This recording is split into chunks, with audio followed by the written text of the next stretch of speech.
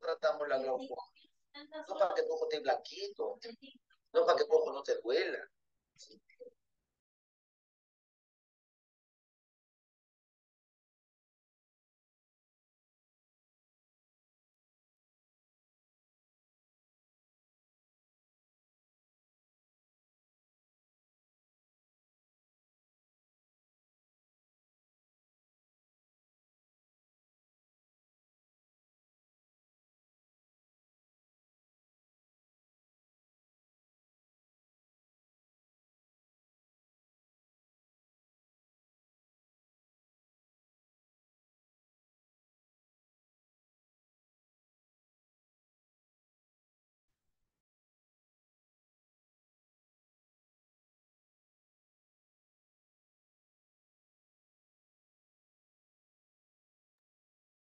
Buenas noches, jóvenes.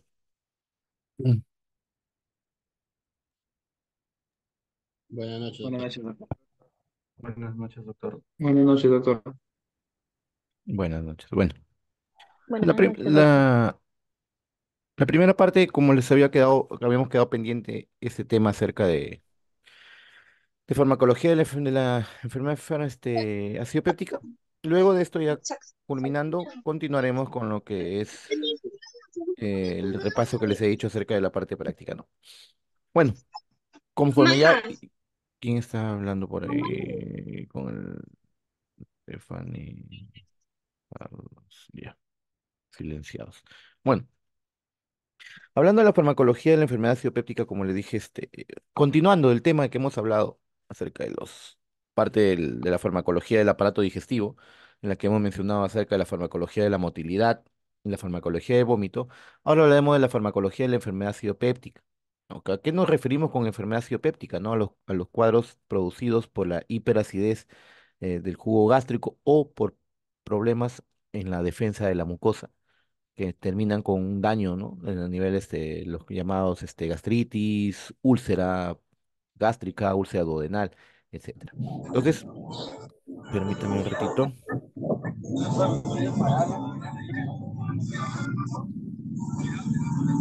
Los muchachos entran y no se silencian.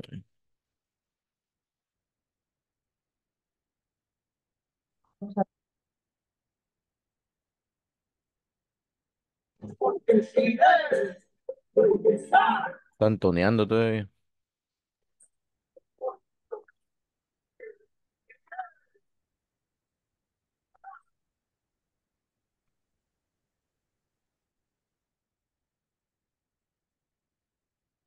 Y están silenciados.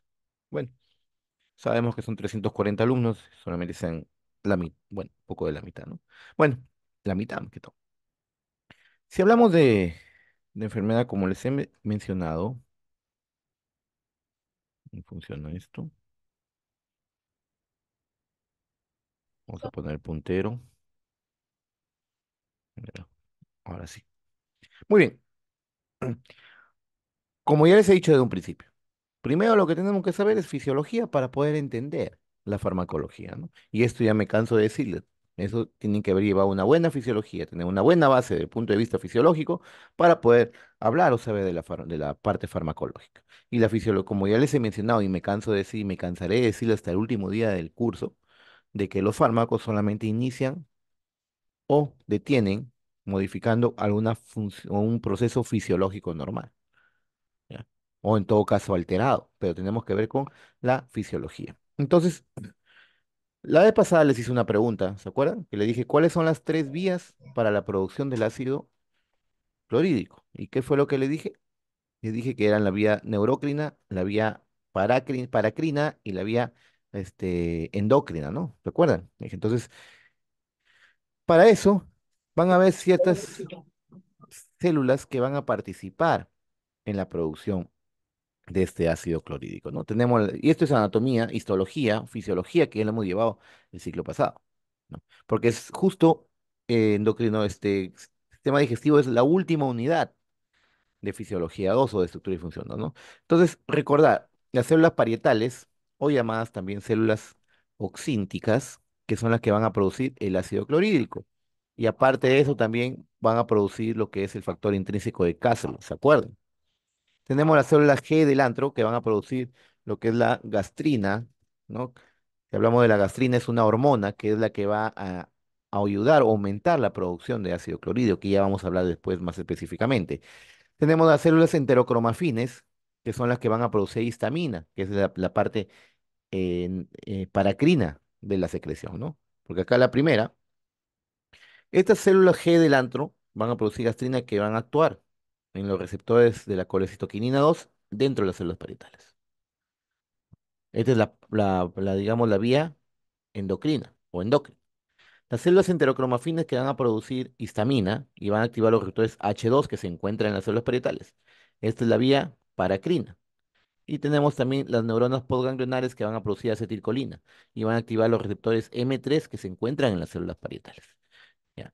Tenemos las células del antro que producen somatostatina, que vamos a hablar posteriormente. Entonces, yendo, digamos, a la fisiología, en este caso, de la secreción gástrica o de la secreción ácida, vamos a recordar que van a ver los que son los factores lesivos y los factores protectores de la. Entonces, si ustedes ven aquí, imaginemos que esto es la pared gástrica, la pared gástrica, ¿no? Aquí tenemos las células epiteliales. ¿Qué van a producir las células epiteliales? ¿Mm? Bicarbonato. Tenemos las células mucosas. ¿Qué van a producir? moco. Tenemos las células parietales, que son las que van a producir el ácido. Tenemos las células G, que van a producir la gastrina. Y tenemos las células D, que van a producir somatostatina. Los principales que van a intervenir en la formación del ácido son las que les he mencionado acá. Las células G, las células enterocromafines, que van a producir histamina.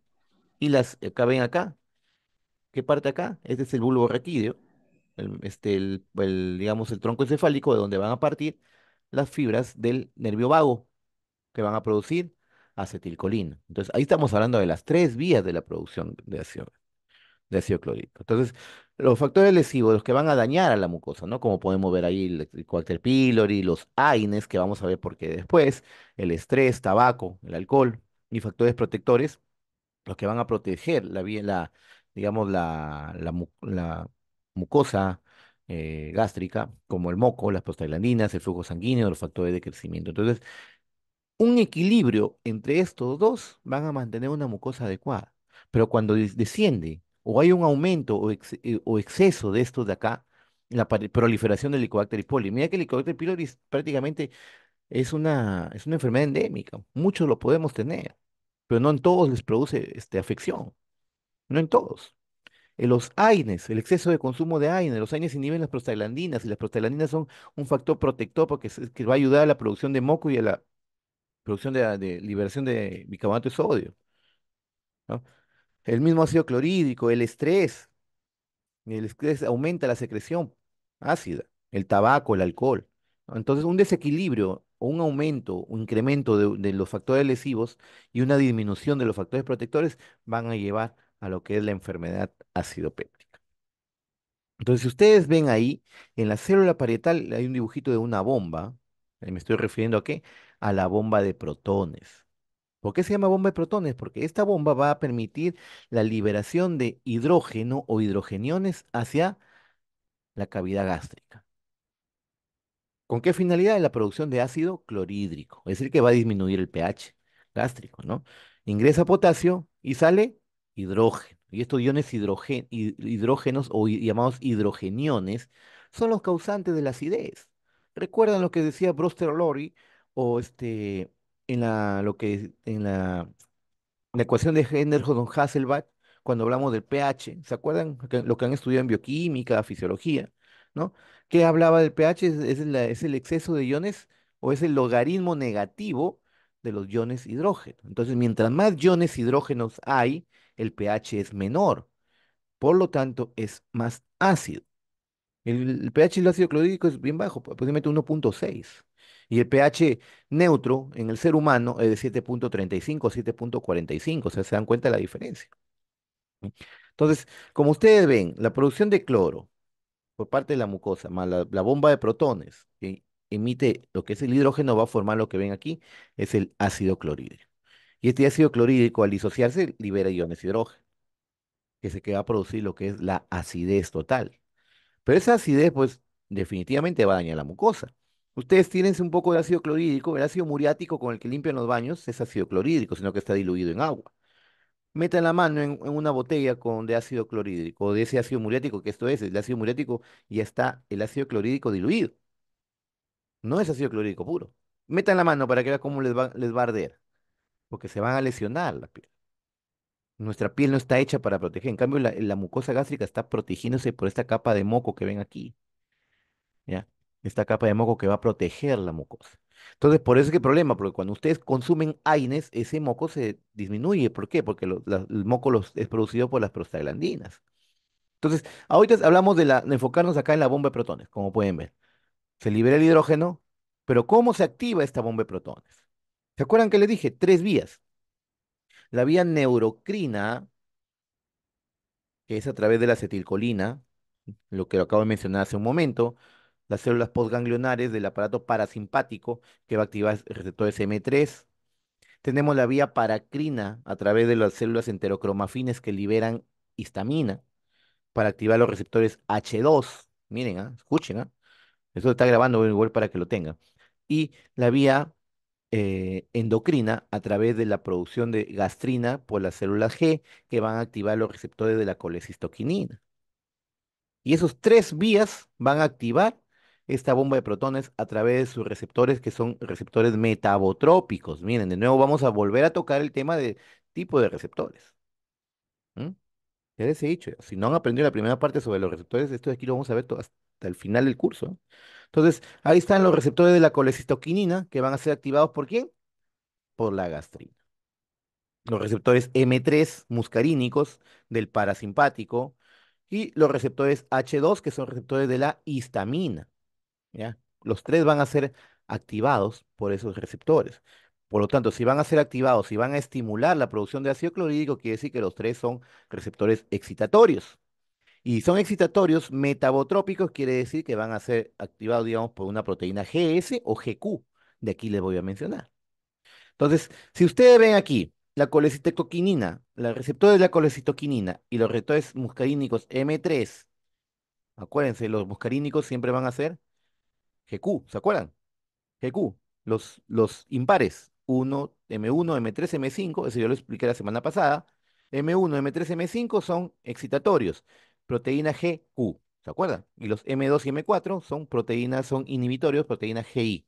¿No? En este caso son, si ustedes ven el inositol trifosfato, el calcio acá, que es el segundo mensajero, el inositol trifosfato, son tipo GQ, son excitatorios. Como ustedes ven aquí, se activan estos de acá pues sus respectivos neurotransmisores o sustancias químicas van a activar la bomba de protones. La histamina, si ustedes ven AMP cíclico, entonces, ¿qué es?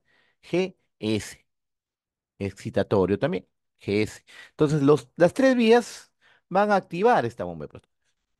¿Con qué finalidad? Liberar iones hidrógeno.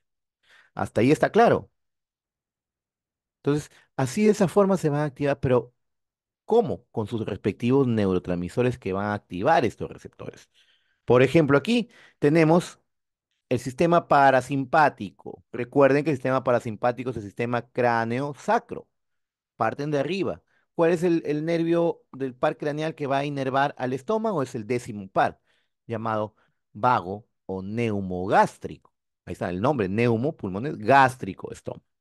Entonces, el neumogástrico o vago va a emitir, digamos, fibras nerviosas. ¿Se acuerdan que son las preganglionares, son largas, que van a ir hacia los ganglios, que van a estar cerca del estómago para emitir, digamos, fibras nerviosas hacia el estómago, como ven ahí. ¿Y qué neurotransmisores acá? Ustedes mismos lo ven. Acetilcolina. Acetilcolina que va a estimular los receptores M3. Este se llama la vía neurocrina. Neurocrina. ¿Por qué el término crina? ¿Por qué? Porque es estimular esto, voy a producir la secreción de algo, la secreción de una sustancia. Por eso se llama crina. Entonces vamos a hablar neurocrina o neurocrina. ¿Por qué? Porque proviene del sistema nervioso, pues, chicos. ¿Mm? Entonces, como ven aquí, a través del factor liberador de la gastrina, que también es activado por el sistema el nervio vago, que acá está el 10, no es una X, por si acaso es el 10, que es el par 10, que es el nervio vago, ¿no? Activa también aquí, actúa como un factor liberador de la gastrina. ¿Cómo es ese doctor?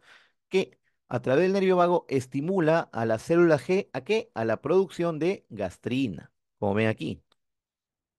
Estimula la célula G. Hay un estímulo en la célula G. Hay un estímulo en la célula G. ¿Para qué? Para que produzca gastrina. Y también la misma acetilcolina liberada del nervio vago va a estimular las células enterocromafines.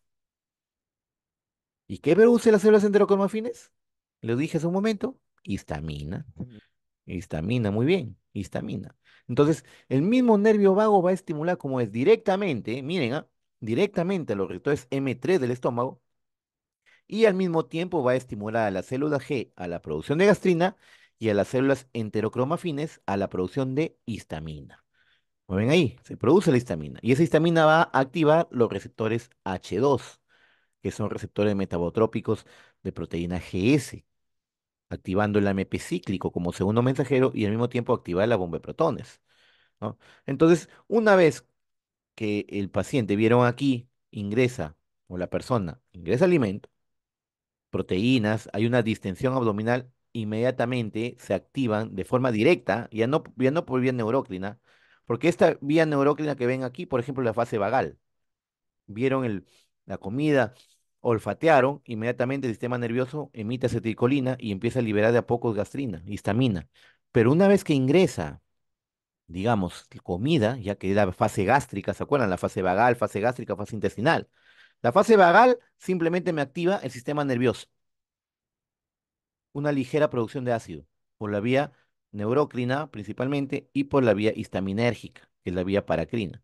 Pero una vez que cae ya la comida directamente, se activa automáticamente la célula G y van a producir gran cantidad de gastrina, que es el principal, digamos, estimulador de la producción de ácido clorhídrico.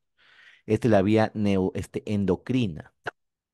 ¿Por qué? Esta gastrina se va a incrementar y no solamente va a activar los receptores de la CCK, sino también va a estimular a la célula enterocromafin para aumentar la producción de histamina. Entonces, de esta forma, como ustedes están viendo, por estas tres vías van a incidir en la producción alta de ácido clorhídrico para poder digerir las proteínas que están cayendo al estómago. Ahí como ustedes ven. Entonces, aquí las células mucosas, ya vieron aquí, apareció las prostaglandinas. Las prostaglandinas que también en la célula parietal hay receptores de prostaglandinas. Y estos receptores de las prostaglandinas también son metabotrópicos, por si acaso.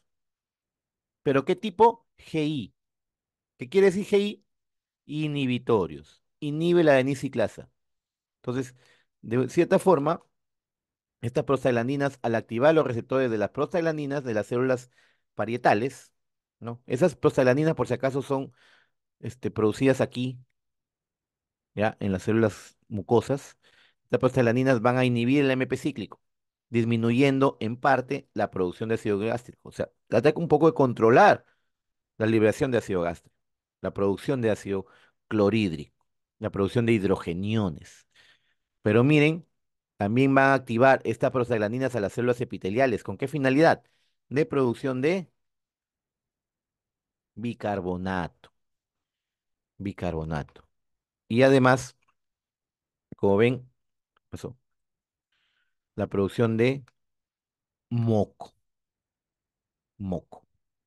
Entonces, las prostaglandinas, como ven aquí, van a activar en las células epiteliales la producción de bicarbonato y van a activar la producción de moco de las células mucosas. ¿Con qué finalidad? De proteger al estómago. Y no solamente eso, también van a inhibir, como ven aquí, en las células parietales, a través del AMP cíclico, inhibiendo la adeniciclasa, proteína GI o GIO, la producción de ácido clorhídrico. Entonces, ven la importancia, digamos, la importancia de las prostaglandinas como protectores gástricos. ¿Se dan cuenta? ¿Por qué los AINES son tan gastrolesivos? ¿Se dan cuenta por qué los AINES producen tanto daño? Porque no solamente te inhiben digamos, protección de la inhibición del ácido clorhídrico, sino te inhiben la producción de bicarbonato, que funciona como tampón, ya que este es un alcalino, sino también te inhibe la producción de moco. Entonces, aquí, en estos puntos de acá, vamos a hablar de los fármacos. Por ejemplo, los más eficaces, ojo, los más eficaces en el tratamiento de de las enfermedad ácido péptica, en control de la producción de ácido clorhídrico o llamados antisecretores, son los inhibidores de la bomba de protones. ¿Por qué, doctor? Por qué son los más importantes? ¿Por qué? Porque están inhibiendo la vía final, la bomba. O sea, al inhibir la bomba, estoy inhibiendo las tres vías. ¿Qué fármacos tenemos ahí? Vamos a hablar después. El omeprazol, Omeprazol. lansoprazol, pantoprazol, esomeprazol. ¿Ya? Vamos a hablar posteriormente. Tenemos la ranitidina, que es un antihistamínico H2. No tiene la misma eficacia que el bicarbonato, perdón, que el IBP. ¿Por qué? Porque solamente me bloquea o me inhibe una vía. Una vía. Es un antagonista de los receptores H2. Como ven ahí, la ranitidina. Tenemos otro, el misoprostol. El misoprostol es un análogo de las prostaglandinas. ¿Qué hace? Activa directamente a las receptores de la prostaglandina que se encuentran aquí, inhibiendo la síntesis de ácido clorhídrico y al mismo tiempo activa las células de la mucosa y epiteliales para la producción de moco y bicarbonato. El misoprostol es un fármaco que se ha creado con este fin, para fines protectores gástricos. Es muy ideal en la gastropatía por Aines, o sea, en los pacientes que tienen una gastropatía, una úlcera duodenal o una úlcera gástrica, sobre todo por Aines, el misoprostol es el tratamiento de elección.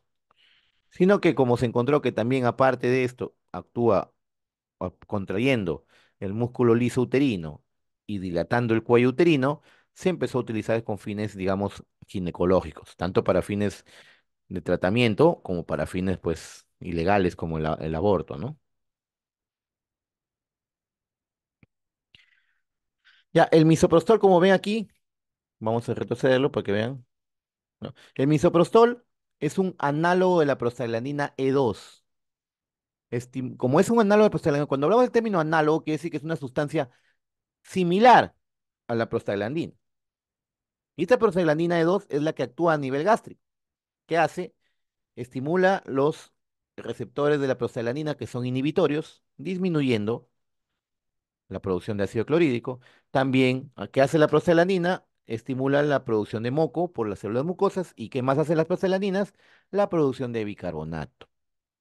Entonces, si este es un análogo de la prostaglandina, quiere decir que si yo estoy tomando AINES y tengo una úlcera gástrica, ¿por qué? Porque no tengo prostaglandinas que me van a proteger, es el tratamiento ideal el misoprostol.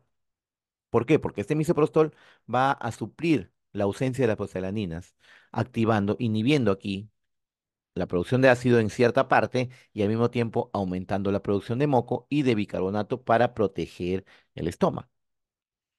Pero como les vuelvo a decir, dime Claudio.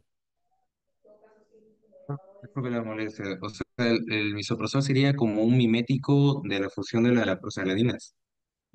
El término mimético no cabería acá, el término es análogo. O sea, cuando hablamos del término Análogo. análogo, ¿se acuerdan ustedes en el herramienta verbal? O sea, analogías, ¿no? Algo similar. O sea, análogo quiere decir que es un fármaco que cumple la misma función que las prostaglandinas. Pero no es Ah, ok, la, ok. o sea, estructuralmente no es lo mismo, pero la función Oh, sí. ya. Sí. Entonces ahí, cuando ustedes encuentren el término análogo a tal, quiere decir que estructuralmente o químicamente no es igual, pero la función sí. Entonces, el misoprostol es el análogo de las prostaglandinas E2. ¿Ya? Entonces, actúa de esa forma, como si fueran prostaglandinas. Y este de aquí, por eso le digo, se detectó que estas mismas prostaglandinas producían contracción del músculo uterino y dilatación del cuello uterino, que se utiliza también en tratamientos ginecológicos, que ya hablaremos más adelante cuando hablaremos de farmacología o ginecológica, ¿no? Bueno, entonces, y acá en la cavidad gástrica actúan los antiácidos. Los antiácidos que van a contrarrestar el ácido clorhídrico a través de una reacción química que nos enseñaron en el colegio que se llama reacción de neutralización. ¿Se acuerdan? ¿Por qué? Porque los antiácidos son sustancias químicas hidróxidos, que son bases fuertes.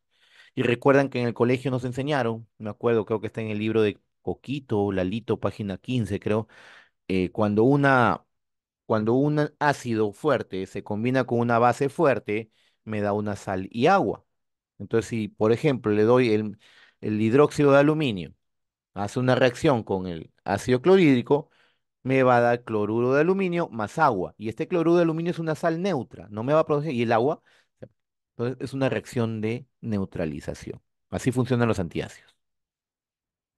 Muy bien. Entonces, lo que ya les había mencionado hace un momento, ¿no?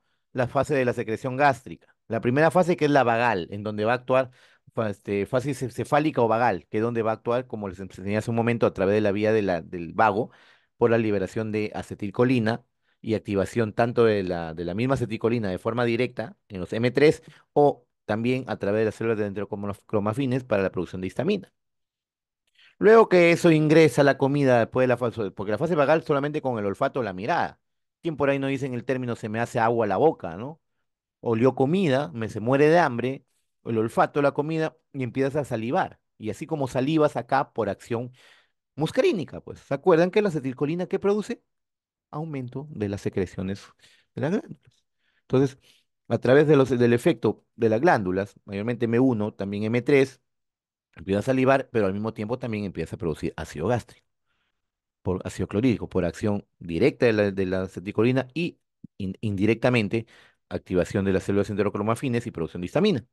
Una vez que ya comiste el alimento, ingresó al estómago, ya viene la segunda fase, que es la fase gástrica, en donde ustedes vieron que empieza a producir gastrina, que es el mayor estímulo, porque la gastrina, aparte de activar directamente los receptores de la colecitoquinina, empieza a bombardear a las células enterocromafines para que siga liberando histamina. Y de esa forma se produzca más ácido clorhídrico para que pueda producir, digamos, ¿por qué? Porque recuerden, eso también les han enseñado en el ciclo pasado. El ácido clorhídrico sirve para activar el pepsinógeno. ¿Y qué es el pepsinógeno? Que es producida por las células simógenas o principales del estómago.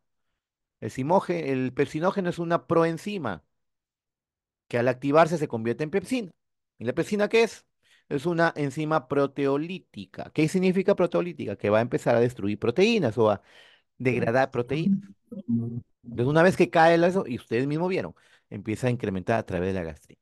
Una vez que ya se forma el bolo alimenticio en el estómago, ya empieza ya la primera, digamos, digestión, ya pasa al intestino y viene la tercera fase, que es la fase intestinal, donde ya disminuye la secreción gástrica y empieza la secreción a nivel ya, por los jugos pancreáticos que se dan a nivel duodeno, porque recuerden también, y esto les han enseñado también en colegio, ¿no? ¿Te acuerdan ustedes del conducto pancreático que viene a través del conducto de Wilson, que es el principal de los accesorios Santorini, y el conducto colédoco que viene de las vías biliares, de la vesícula, el conducto colédoco que es la unión del conducto cístico con el conducto hepático común, y se van hacia la segunda porción del duodeno en la ampolla de Vater. Eso ya lo han enseñado el ciclo pasado en anatomía y fisiología, así que aquí no me digan, doctor, no lo entiendo. ¿Para qué si eso ya lo han enseñado?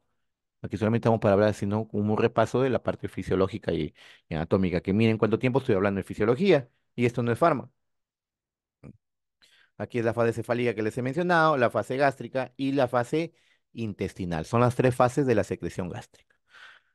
Muy bien, entonces si hablamos de tratamiento farmacológico, ahora sí ya no, recién empezamos con farmacología. Tenemos los fármacos neutralizantes de la secreción ácida, lo que les he mencionado hace un momento, ¿no? Tenemos, perdón, aquí, antiácidos. Ya les he dicho, ¿qué hacen? ¿Cómo actúan un antiácido? Si les que algún día se me ocurre preguntarle este ciclo o el otro acerca de cómo funciona, digamos, los antiácidos, es simplemente por una reacción de neutralización con el ácido clorhídrico. Así se llama, reacción química de neutralización. Ácido más base igual sal y agua. Neutraliza el pH, aumenta el pH, lo vuelve más alcalino. Actúan en la luz del estómago, en la luz del estómago. No se absorbe, su función es actuar ahí, por una simple reacción química, y no actúan receptores, por si acaso. Tenemos los inhibidores de la secreción ácida. Aquí tenemos los dos grandes importantes grupos, los IBP. ¿Ya? IBP significa inhibidor de la bomba de protones. No voy a decir, una vez pregunté, ¿qué significa IBP? Y me dijeron ibuprofeno, doctor. No. Inhibidores de la bomba de protones y tenemos los antihistamínicos H2. En cierta parte tiene cierta ayuda los anticolinérgicos como la escopolamina, pero no tiene mucha implicancia acá en la secreción. Su acción de la escopolamina es mayor en la motilidad. ¿Ya? Por eso no entran en este grupo como de la enfermedad acidopéptica. Y tenemos los protectores de la mucosa. Tenemos las sales de bismuto, el sucralfato, que van a hacer la función de moco, porque se van a adherir a la mucosa protegiendo. Y las prostaglandinas que van a estimular la producción de moco. ¿Me dejo entender? No es lo mismo. Las sales de bismuto y de sucralfato actúan como si fueran el moco. Se adhieren protegiendo la mucosa. Por eso se llaman protectores. En cambio, los análogos de la prostaglandina, como hemos hablado del misoprostol, ellos aumentan la producción de moco. ¿Ya? Y ya vamos a hablar de cada uno de eso, ¿ya? Si ustedes se dan cuenta aquí, lo mismo que hemos explicado hace un momento, esta es la célula parietal, esta es la célula parietal. Aquí si se pueden ver, tenemos el receptor M3 de la acetilcolina, tenemos los receptores de la colecitoquinina, que son de la proteína G, y los receptores digamos, de la histamina, que son los H2. ¿Ya? Son los tres metabotrópicos. Los M3 y la colecitoquinina son GQ, perdón, sí, GQ, y los de la histamina son GS, acuérdense. ¿Ya? Y eso ya lo hemos visto acá. Ya he explicado también la semana pasada. Y pues tratamiento erradicador del Helicobacter pylori en caso hubiera una infección del Helicobacter pylori. Hasta ahí. ¿Preguntas? ¿Preguntas? ¿No hay preguntas? ¿Todo bien? ¿Todo claro? ¿Seguros? Todo bien, doctor. Sí, ¿Seguros? doctor. Ya, eso espero, ¿ah? Eso espero. Muy bien. 207 participantes de 340. Interesante. Bueno, no importa. Este, espero que después terminando esto, que hacemos la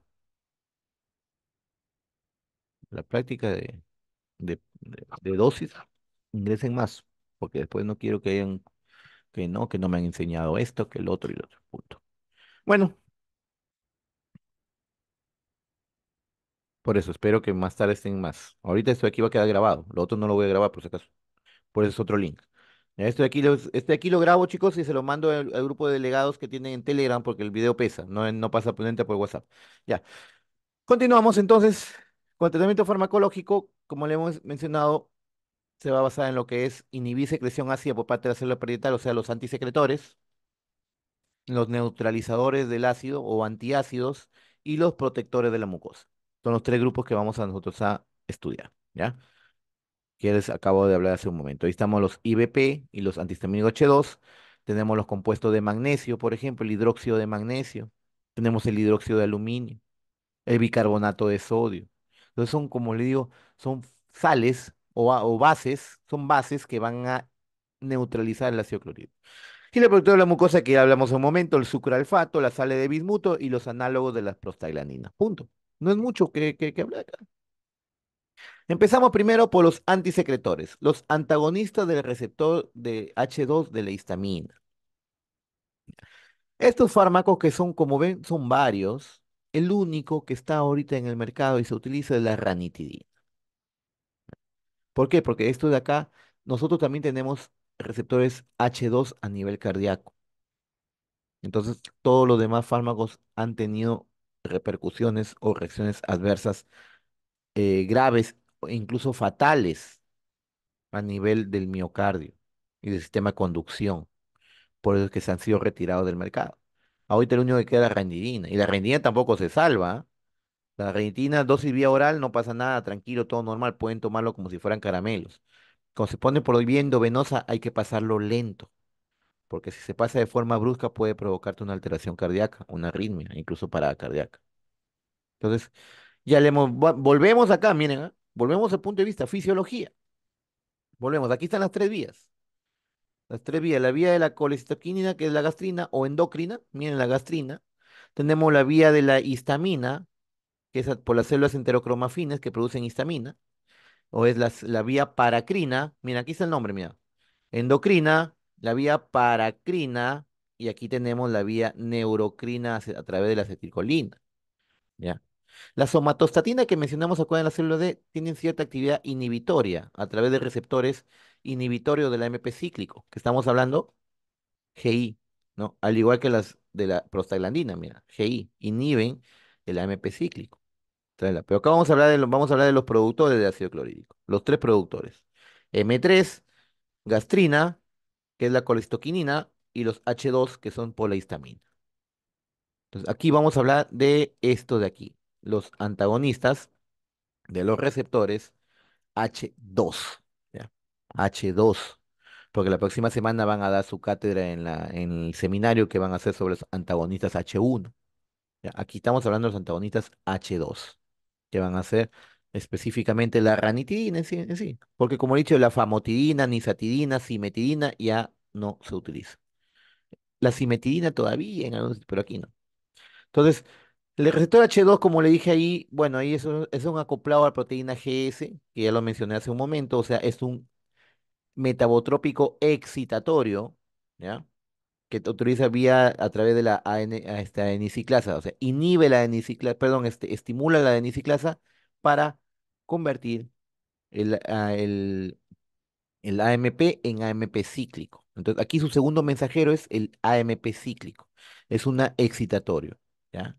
Estimula o activa la adenisiclasa para convertir el AMP cíclico. Y este AMP cíclico, pues, vienen los procesos a través de la fosfoquinasa, que hay fosforilación, etcétera.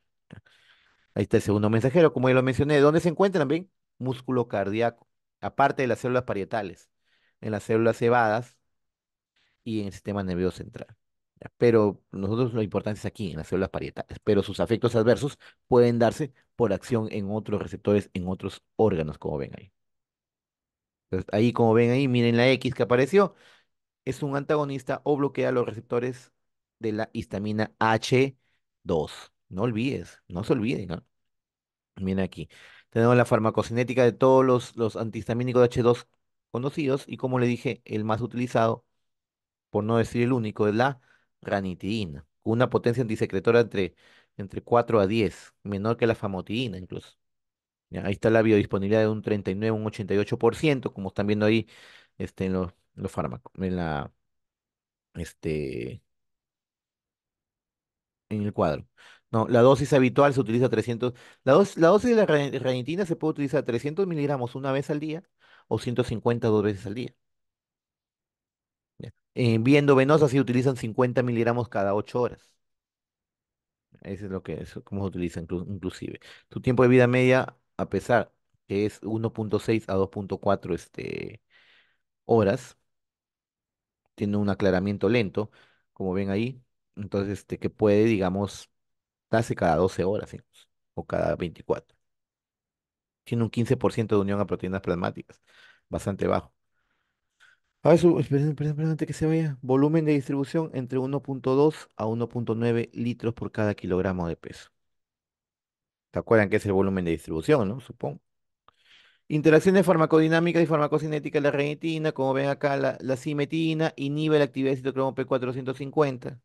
¿Qué quiere decir? Al inhibir, eso quiere decir que es ¿cómo se le denomina? Inhibidor o inductor enzimático, es un inhibidor enzimático.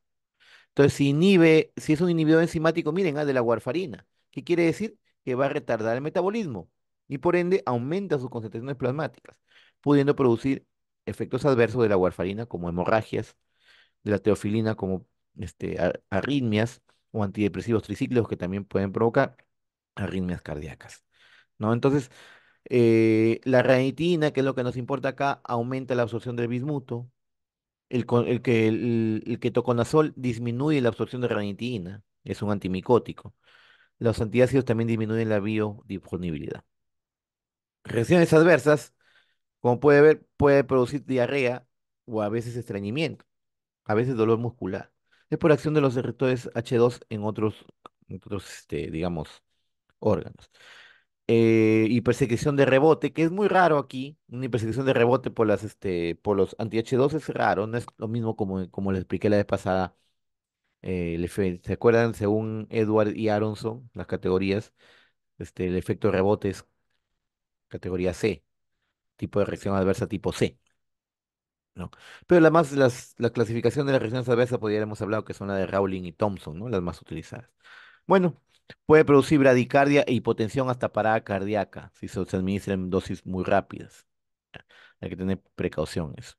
Hay que tener también precaución en ancianos y recién nacidos porque está disminuido el aclaramiento. En los ancianos por ya deterioro de la función renal y hepática y en los recién nacidos por inmadurez renal y hepático, ¿no?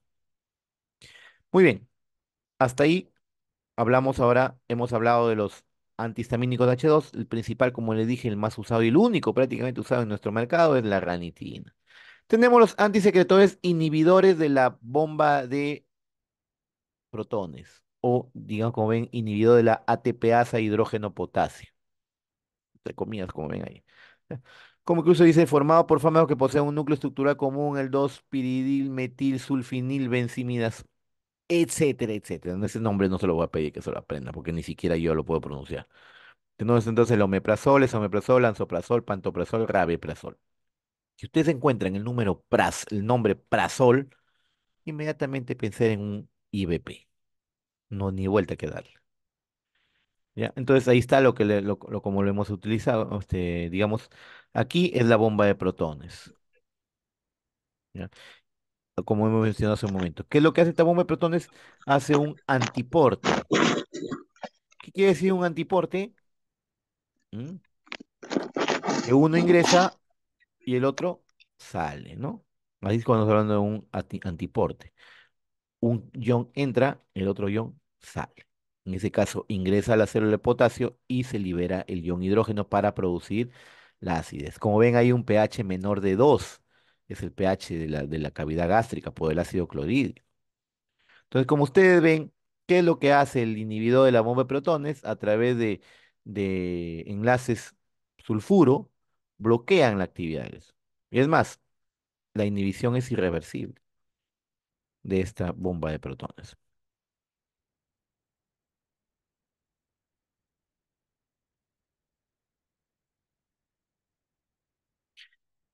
Dosis dependiente, como ven, ácido gástrica basal, inclusive la basal o la inducida por cualquier clase de estímulo, ¿ya? Sobre todo la comida. Y recuerden que cuando ingresa la comida, se aumenta la producción de gastrina. Pero como ven, cualquier estímulo, cualquier vía, ya que los IBP bloquean la vía final, que es la bomba. Por lo tanto, su disminución de la secreción de pepsinógeno porque el pH de la cavidad gástrica aumenta el pH, disminuye la acidez. ¿Ya? Por eso el exceso también de estos fármacos pueden producir un poco de dispepsia al ingerir muchas proteínas, porque la primera digestión proteica no se va a dar, empieza a darse recién la segunda a través del duodeno, porque recuerden que el páncreas produce la tripsina, que es un mayor potente proteolítico, pero igual puede producir la sensación de llenura precoz o etcétera. Es uno de sus efectos adversos del omeprazol. eh, Poseen capacidad de inhibir el crecimiento del Helicobacter pylori. ¿Por qué? Porque el Helicobacter pylori vive en un ambiente ácido y al estar administrando un inhibidor de la bomba de protones, el pH se convierte en básico, alcalino, aumenta el pH. ¿Ya? Entonces, aquí está esto de aquí, vamos a hablar después sobre las pautas de erradicación del Helicobacter pylori. ¿Ya? Debido a su pK, los IBP se inactivan con rapidez en el medio ácido del estómago. ¿Ya? Por eso es que esos fármacos vienen con una cubierta entérica, ¿se acuerdan? Los de liberación retardada. Esa cubierta entérica es para que el ácido del estómago no lo deteriore y pueda pasar y se empiece a liberar en el duodeno, ¿no? Muchos de ellos vienen en cápsulas, incluso el omeprazol mayormente viene en cápsulas, ¿no? Ni siquiera vienen en polvito, no vienen unas bolitas, ¿no? ¿Por qué? Por el cubierto entérico, porque la gelatina, que es el que cubre la cápsula, en el estómago se va a deshacer rápidamente por acción ácida, ¿no? Y proteolítica. Entonces, esas bolitas que vienen adentro cada una tiene su cubierta entérica. Entonces, ¿para qué? Para que pase y se empiece a liberar por completo en el duodeno. Se llama de liberación retardada, las gastroresistentes que le llaman. Entonces, ¿dónde se absorben? En el duodeno. Entonces, el omeprazol tiene una biodisponibilidad baja, que incluso puede incrementar su biodisponibilidad más todavía hasta un 65% cuando ya empiezan a darle más veces. ¿Por qué? Porque el pH del estómago ya incrementa, entonces ya no hay pequeña destrucción que pueda haber, ¿no? A pesar de la cubierta entérica. Su metabolismo es netamente hepático, sobre todo acá ven acá, a través de citocromo P450. No olvidar que citocromo P450 es una de fase uno, ¿no? Por las isoenzimas que están viendo ahí. La más importante, como ven ahí, la CYP3A4, que también hemos estudiado, hemos mencionado en clase, ¿no? Se transforma completamente a metabolitos inactivos antes de ser excretado por la orina. Recordar que la fase uno todavía puede producir metabolitos activos, tiene que pasar a la fase 2, que es la de conjugación, ¿no? La glucuronidación, por ejemplo. Entonces aquí tenemos el más importante o el más utilizado, el que ustedes van a ver en su centro de salud. Como médicos generales no les voy a pedir a ustedes que salgan como gastroenterólogos, ni como fisiólogos. Tienen que saber lo fundamental y lo básico. ¿Ya? Por ejemplo, en anestesiología, cuando yo no voy a sacar aquí que me salgan anestesiólogos, yo no voy a sacar a un alumno sabiendo intubar, sabiendo poner anestesia aquí. Que me salgan con lo que tienen que saber. Entonces, la absorción, como ven ahí, tiene una biodisponibilidad 35 hasta el 65% que se puede incrementar, como mencioné hace un momento, con un 95% de unión a proteínas plasmáticas. Las metabolismo mayormente por citocromo P450 ya con un 80% de vía renal de excreción y un 20% a través de las heces por vía biliar. ¿Ya? El omeprazol, ese es el más importante de todos y que ustedes tienen que saberlo sí o sí. Interacciones farmacológicas reducen el aclaramiento de la fenitoína, carbamazepina, warfarina y diazepam. Entonces, ¿qué quiere decir que si reducen el aclaramiento? Quiere decir que van a incrementar sus concentraciones plasmáticas. Por lo tanto, si van a incrementar sus concentraciones plasmáticas, quiere decir que van a incrementar sus efectos adversos, ¿no?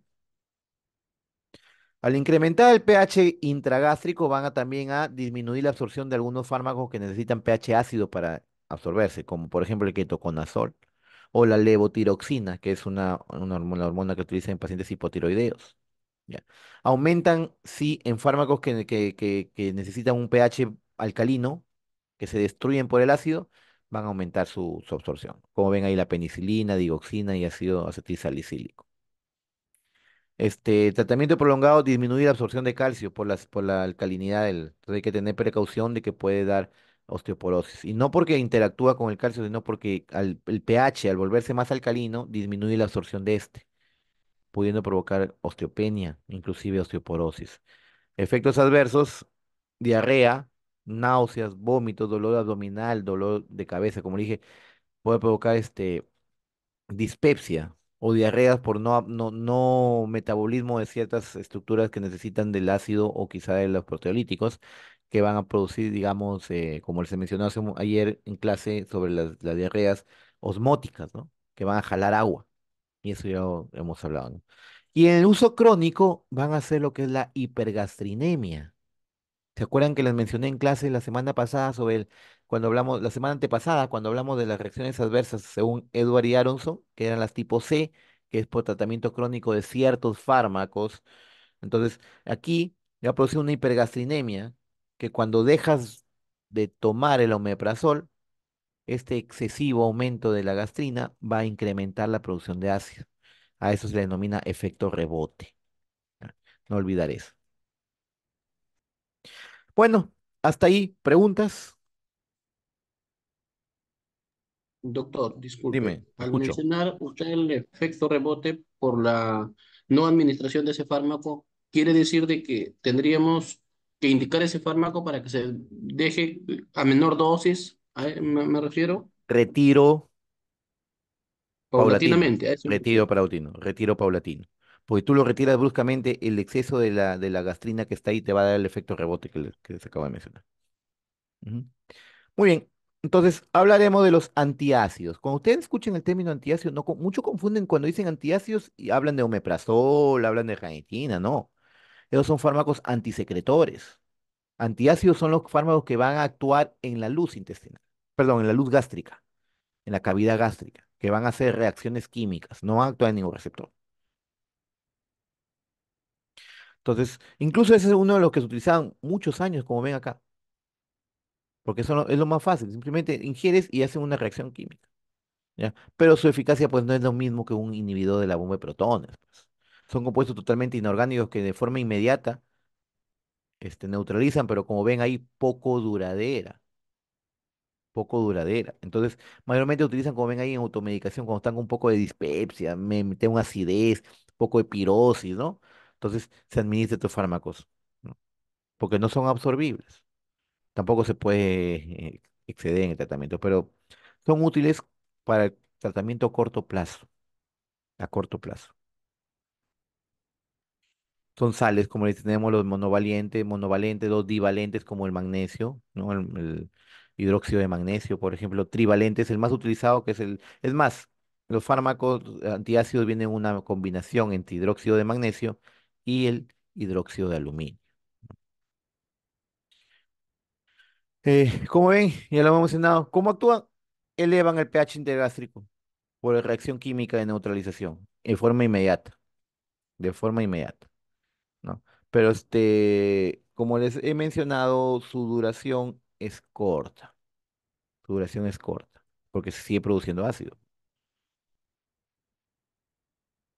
Su absorción es variable, es mínima. ¿Quiénes son los que más se absorben? Los que tienen los monovalentes, ¿no? Como el bicarbonato de sodio. El bicarbonato de sodio, citrato de sodio, por ejemplo, que vienen en los sobrecitos de sal de Andrews, ayudan cierta parte porque bloquean, que son, digamos, bases que van a actuar, pero se absorben. Cambios de hidróxido de aluminio este, o el de magnesio son mínimamente absorbibles. Ojo que a dosis altas actúan como laxantes, ¿ah? Tómense medio frasco de hidróxido de aluminio y se van al baño. O el hidróxido de magnesio, la leche magnesia que hemos hablado la vez pasada. Se eliminan por orina y heces, su absorción es mínima, como ven ahí. Principales interacciones, pues, como dice, unión a una fármaco con el aparato gastrointestinal que va a disminuir algunas absorción de algunos fármacos como la fenitidina o tetraciclinas. En general, por el aumento del pH gástrico, ¿qué va a pasar con el aumento del pH gástrico? Como hemos mencionado hace un momento, van a disminuir la absorción de algunos ácidos débiles como el ketoconazol. Los ácidos débiles necesitan un pH ácido para ser absorbidos y las bases débiles van a necesitar un pH ácido básico o alcalino para ser absorbido. Por eso disminuyen la absorción de ácidos débiles como el ketoconazol y aumenta, digamos, las bases débiles como la penicilina.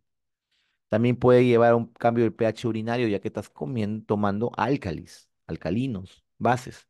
Entonces, disminuyen la reabsorción tubular de salicilatos y aumentan de algunas bases débiles que sean, como la penicilina, por ejemplo. Muy bien, entonces ahora hablamos del otro grupo, para terminar, protectores de la mucosa. Tenemos las sales de bismuto coloidal, que es lo que van a hacer, tienen una acción local, como le dicen, van a hacer la función del moco, cubren o producen una capa protectora. Estos fármacos protectores de la mucosa, como la sal de bismuto o el sucralfato, se utilizan mayormente cuando hay úlceras, porque ahí es donde más se va a adherir. No es que hay un cambio de una lesión ya de la mucosa, ahí se une, se forma como ven ahí un coágulo blanquecino insoluble que se une a la superficie ulcerada. ¿Con qué finalidad digamos, con qué finalidad, digamos, de evitar que el ácido clorhídrico siga deteriorando o dañando esa úlcera, ¿no? Los, también se ha encontrado, según estudios, que estas sales de bismutos poseen actividad bactericida frente a Helicobacter pylori. Por eso es que los sales de bismuto están dentro del esquema terapéutico de la erradicación del Helicobacter pylori. Por sí solo no, porque la resistencia es altísima. Inhibe enzimas bacterianas como la ureasa, catalasa y lipasa. Entonces, su mecanismo de acción porque forma complejo de bismuto con la pared bacteriana, llevando a la muerte bacteriana. Inhibe la adherencia incluso. Pero como le dije, por sí solo no funciona. Tiene que ser con dos antimicrobianos más, que vamos a hablar después, ¿no? No por sí solo. Solo entre el 1 y el 2% se absorbe. La mayor parte se elimina junto con las heces. O sea, intacto, no modificado. Como le dije, su función es cubrir nada más. Luego se elimina. Puede producir heces negras, por si acaso, que simulan, digamos, melena, etcétera. Su vida programática es de 5 días, la pequeña cantidad que se absorbe, ¿ya? Porque como le dije, y casi el 97% de total absorbido, que es una pequeñísima parte, se va a eliminar por la orina. En el riñón alcanza más valores que en otros órganos. Como ven ahí, la cavidad oral y colon, las bacterias al actuar sobre la sal de bismuto origina compuestos que tiñen de negro la boca y las heces, ¿ya? El consumo con eso puede producir o dejar la lengua así oscura, así como los perritos chop chop. No es una reacción normal, no es dañina. Eh, pues se limita a cambio de coloración de heces y oscurecimiento de la lengua, ¿no? Imagínense como un chop chop. Pero como digo, no usar de manera prolongada en pacientes con insuficiencia renal o durante el embarazo porque esa pequeña parte que se absorbe puede ser dañina. Tenemos el sucralfato. El sucralfato es un derivado de disacáridos, ahorita vamos a ver su fórmula química. Entonces, lo mismo que la sal de bismuto cuando hay una lesión provocada por el mismo ácido, una úlcera, tiende a cubrir esa úlcera. Es el octasulfato de sacarosa, ¿ya? El octasulfato de sacarosa más hidróxido de aluminio, unidos forman el denominado sucralfato, ¿ya? Se adhiere a las células epiteliales, como ven, y a los cráteres de la úlcera incluso hasta por 6 horas. Por eso es que experimenta un enlace cruzado entre sus moléculas, produciendo un líquido, un polímero viscoso y muy pegajoso, cuya finalidad es proteger. Cuya finalidad es proteger. Este de aquí no se absorbe. ¿Ya? Los efectos citoprotectores. Estimula, aparte de proteger, estimula la producción de prostaglandinas y incrementa el factor de crecimiento epidémico, o sea, tiene acción no solamente protectora de las mucosas por las úlceras, sino acción reparadora de las úlceras, a diferencia del sale de bismuto, ¿no? Por eso dice, aparte, ofrece una ventaja con respecto a los inhibidores de la bomba de protones y los agonistas del factor H2, porque no inhibe la secreción ácida, sino protege la mucosa, como ven, y estimula, digamos, la producción de prostaglandinas y del factor de crecimiento. También se puede utilizar como a través de enemas para proteger los daños de la mucosa rectal en caso de proctitis por radiación en pacientes que son sometidos a radioterapia, ¿no? Y se debe tomar con el estómago vacío 1 hora antes de las comidas para que proteja el estómago, luego ya se puedan alimentar adecuadamente. 1 gramo 4 veces al día, si es que hay úlcera activa, o 1 gramo 2 veces al día para tratamiento de mantenimiento. Entonces, la absorción es prácticamente no se absorbe en ese fármaco el sucralfato. Tenemos los análogos de la prostaglandina, como ya lo hemos mencionado hace un momento, ¿no? Que este de aquí es el misoprostol, ¿ya? Es un análogo de la prostaglandina E2, ¿ya? ¿Quién lo secreta eso? La prostaglandina E2 y la prostaciclina, como es que es la I2, son producidas por la mucosa gástrica.